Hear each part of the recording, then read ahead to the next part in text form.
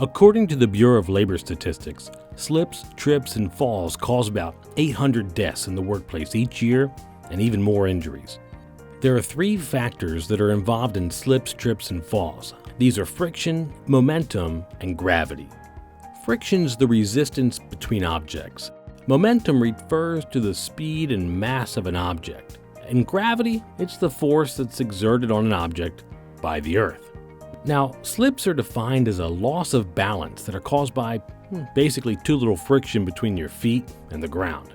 These can be caused by improper footwear, wet surfaces, ice or snow, or even moving too quickly for the surface conditions.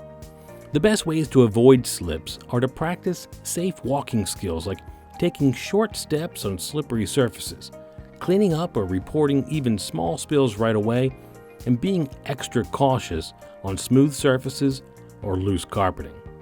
Trips happen when your foot hits an object and you have enough momentum to be thrown off balance. These are most likely to happen when you're in a hurry or maybe you're just not paying attention to where you're going. This is also why pedestrian routes need to be clearly marked and kept free of obstructions at all times. Also, look, don't carry loads too high for you to see over. Walk in well-lit areas and alert your employer of any maintenance-related hazards. Finally, falls. These happen when you're too far off your center of balance and you can't regain control of your body. And then gravity does its job and takes over. Falls are actually the second leading cause of workplace fatalities, with transportation incidents being the first leading cause. Falls can actually be avoided by doing things like always using stairs and never trying to jump off a landing or loading dock, keeping those stairs in good working condition by replacing loose or broken parts, and wearing appropriate non-slip shoes. While there are no formal training requirements necessarily for slips, trips, and falls, all employees need to be able to recognize and avoid unsafe conditions. These hazards, they're everywhere. The Occupational Safety and Health Administration, that's OSHA, has guidelines for safe walking working surfaces that include making sure that all walking working surfaces are clean, orderly, sanitary, and dry.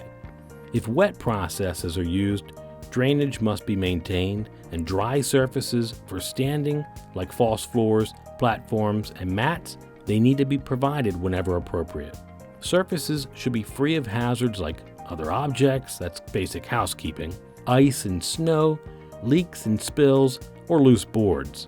And any walking working area that's got to be able to support the maximum load that's intended. Employees should only use designated areas to enter and exit walking working surfaces. All surfaces should be routinely inspected and maintained.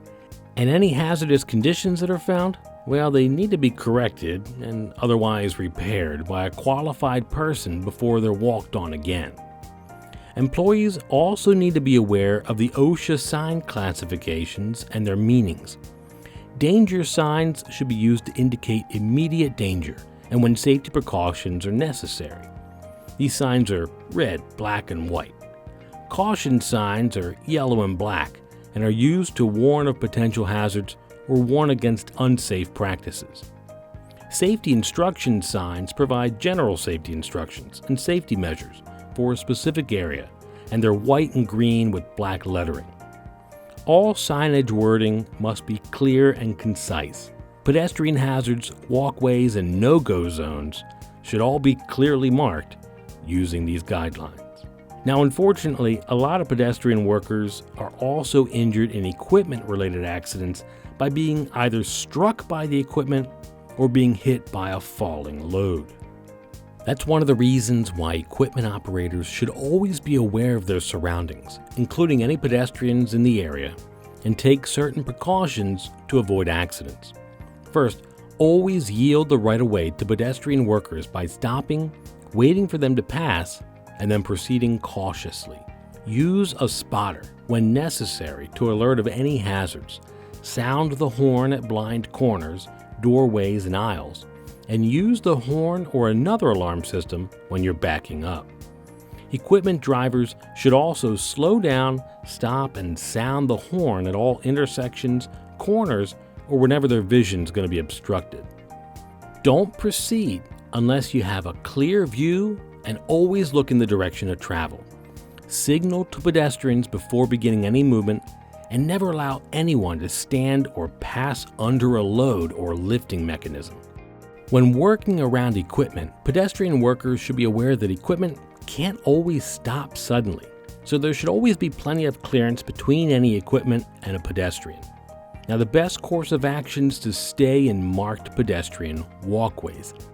In fact, staying in marked pedestrian walkways is always the best course of action when it comes to pedestrian worker safety. This can also help prevent injuries from falling objects. Go figure. OSHA provides additional guidance on falling object safety by ensuring that toe boards of at least 3.5 inches in height are used to help prevent objects from falling from elevated surfaces. Toe boards should also not have more than a 1/4 inch gap between the bottom of the board and the walking surface. That's so that things don't roll off or, get kicked through. And they need to be solid or at least built so that no opening is large enough for any objects to fall through. If materials are stacked about the height of the toe board, additional paneling or screening must be installed high enough to protect workers below from objects that would fall. Pedestrian workers should also wear personal protective equipment, that's PPE, like hard hats whenever appropriate.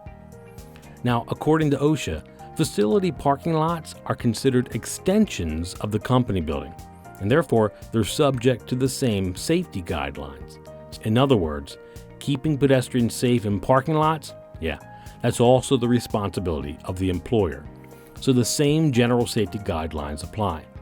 Company parking lots, they need to be well lit, maintained, clearly marked out, and free of hazards from debris or weather-related issues.